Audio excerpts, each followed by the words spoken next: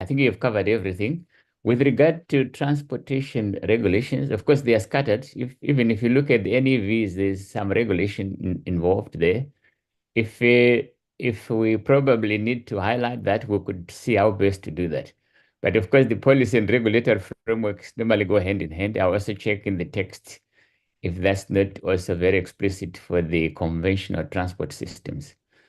But yes, we could look into that. The regulation aspect, imported vehicles, NEVs, we make sure that whatever we use or whatever we import, whatever we manufacture is actually regulated. Already is there, but we will also see to see if we can boost that up. The only other thing you haven't mentioned is the carbon benchmark. Of course, we are looking at it as a regulatory tool, so that eventually, when we do trade those new technologies that we hope to produce, they could actually be also carbon benchmarked. Normally, that carbon benchmark goes with efficiency in terms of production and in terms of energy.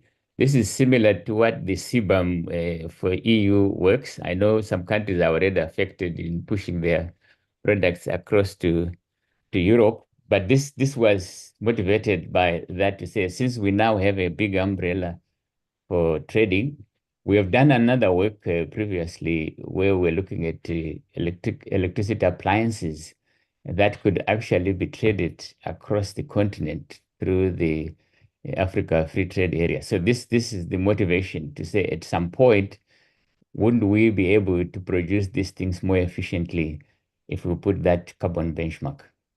So that's where it's coming from. What else? I think we've done. Yeah, the other one is disruptive circumstances. I think, yeah, like my colleague has already said, we have already said in the evaluation there could be some midterm evaluations where things get to be realigned. So that's coming. It has to be addressed through that. Nobody knows the future. Even 2030, things could go wrong. We didn't know about big tariffs, but now we have them. So yeah, in terms of changes, we anticipate that they will happen, but this is what we could propose for now as possible actions that could be taken. Did I leave anything? And Afref, do you have something to add to support us? Yeah, Access basically, deadline. Access deadline, yes. Do you go want to go ahead. first? You can go ahead, then I'll come in. Okay. Of course, countries differ in one way or another. We see also the possibility that we could have, if we want to have universal access to electricity by 2030, you need so many billions of dollars to put that, and you can't guarantee those. But of course, the ambition is there. When one hopes that the access thing is one of the main things, pillars that we should be addressing, should actually be done in good time by 2063 for everybody. But we know countries have got their own targets. They put in some 2030, some 2035, and things like that. So maybe there would not be one year that I would say we have not put it in there anyway. So we have kept it that open in terms of what member states actually are driving through for that. Because clean cooking is much behind, but my colleague will probably allude to that when he speaks to the subsector. Yeah. Thank you, Peter and George, for the feedback. I will just speak on three items, and maybe my colleagues would also come in. One is on electricity access. It's true that we are seeing different member states revising their targets from 2030. The others, like in the three countries that you are developing the NDDPs, we have one talking of 2025, 2026. We have another one looking at 2030. We have another one looking at 2032. So from the data that is coming out from the member states, maybe 2035 may look to be more realistic in terms of as a target. But of course, all of us are pushing towards the 2030 target in line of the SDGs. Johannes, on the long-term targets, I agree with you. It may not be possible to look into what will happen even beyond 2035 or 2040. But then what we have tried to do in the strategy now is to have an M&D framework, and we hope that this M&D framework, if adopted, then can take care of any disruptions that happen between now and 2063. So the M&D framework will assist to take into account any disruptions that come in. And lastly, on energy efficiency, we would strongly feel that it should be a separate pillar because then the energy efficiency is not just looking at the electricity sector, but trying to look at all the sectors. So how do we promote energy efficiency in the transport sector? How do we support energy efficiency as part of clean cooking? So in this case, looking at a comprehensive view of the sectors as opposed to focusing just on the electricity sector. And that's why it's a separate pillar under the pillars that we have been able to provide. And the last feedback on, of course, decarbonization not being a priority for Africa, that came out very clearly in the discussions that we had in Abidjan. And that's why we are very careful in our wording, where we are saying the objective or the vision is for a low carbon energy future. So we cannot, of course, fully disassociate ourselves from the global discussion on energy transition, but then we can only take advantage of the energy transition paradigm to meet our energy objectives and development objectives, but also look at how best we can benefit as a continent. And that's what the strategy is trying to speak to. And in this case, also talking of low carbon future, not necessarily net zero, that is being is as a common term that would hear when you're talking about energy transition.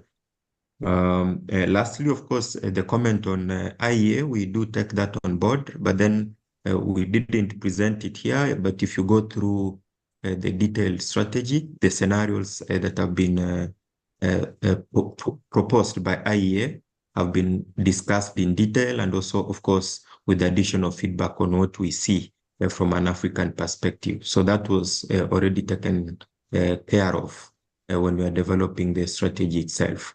So I think, unless there is any feedback from my colleague Yaguba or the executive director, I will allow the next two questions, and then we go to the next slides. So Yaguba, I'm not sure if you want to say something, or our director, on the questions that have been asked. Thank you very much, Nixon. At this stage, I'm fine with the answer that has been provided already. So we can move ahead with the two questions, and then we proceed with the rest of the presentation. Thank you. Thank you. So we'll have Kevin and then Michael for this round, and then we proceed with the next. Kevin, if you can come in.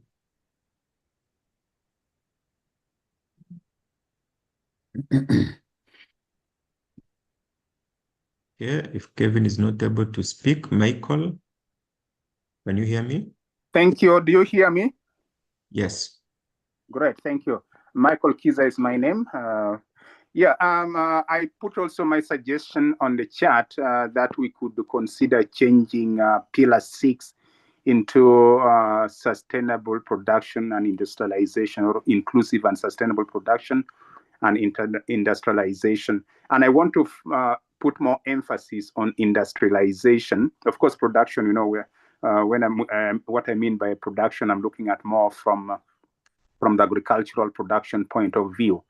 But industrialization is so important for value addition to our agricultural produce, for our value addition to the minerals that we have. I know we have mentioned there about the critical minerals for the energy transition, which we need to, you know, strengthen our industries for doing that. But going beyond that, what is going to create job is industrialization. There is no single country that has ever managed to reach high level of income without, you know, strengthening its manufacturing sector.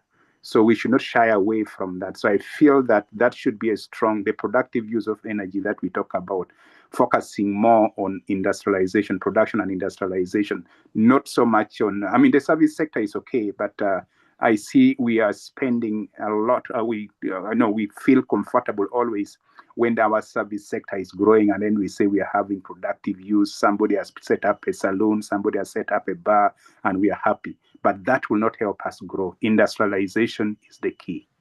Thank you. Thank you, Michael. Kevin?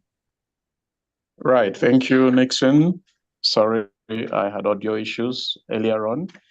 I would want to intervene on the pillars, the pillars that has been put forward, the 6 pillars. I do not know, because this is a bulky document, but something I have observed is that we do have majority of our solution or actions around these pillars revolving around technological solutions. And I'm wondering if we do have enough space for non-technological solutions. If you take, for example, the critical energy transition materials, the mining of critical materials, the major issue that could affect whatever steps we're taking in the energy transition space will be conflicts arising from mining of critical minerals. So we need to emphasize a pillar that will address issues of justice and equity in deploying these pillars, or maybe a cross-cutting pillar to the existing ones that will address social issues, the rights of indigenous people, the issues of mining rights and community competition for land and all of such social issues. So I think we need to elevate it to a pillar or make it a cross-cutting issue. Thank you. Thank you, Kevin, for that. So I will hand it over to you, Peter. Once you address the 2 comments, then you can proceed with the presentation. I think we will boost up the pillars and to reflect that. But except that the last one, conflicts and justice and social issues, have already been addressed in the African Green Mineral Strategy, but we can see how best to see where the gap is when we put up that pillar, whether it's a standing-alone pillar or we put it under one of the existing pillars. But we've taken note. George, anything else from the pillar side of things? Not really. I mean, what we can actually do is we're going to work on essentially updating the current pillars and see if we can actually manage to have 6, but addressing these comments which are very valid and very relevant. We cannot do that in real time right now, but of course we have taken notes, and we will include energy security, industrialization, and justice and equity to be clear, in a more clear fashion, represented in the pillars. Okay. Good. So Nixon, do we continue with the rest of the sectors? Yes, we continue the rest of the sectors. To the participants, you can always put the question on the chat, but after this round of slides, we'll have another brief session to address some of those concerns. Thank you. Over to you, George. Okay, so we move to the oil and gas sector. And for this one, I mean, there are 3 main areas of focus for the African oil and gas producing countries identified. The first one is on decarbonizing and improving the cost efficiencies of existing resources. The second one is to increase their energy supply through lower carbon infrastructure development projects. And the third one is in investing in clean and renewable energies where applicable. And these can go hand in hand with existing installations. I mean, when you have a gas pipeline, you can use renewable energy and photovoltaics to power pumps along the pipeline as a very small example of how we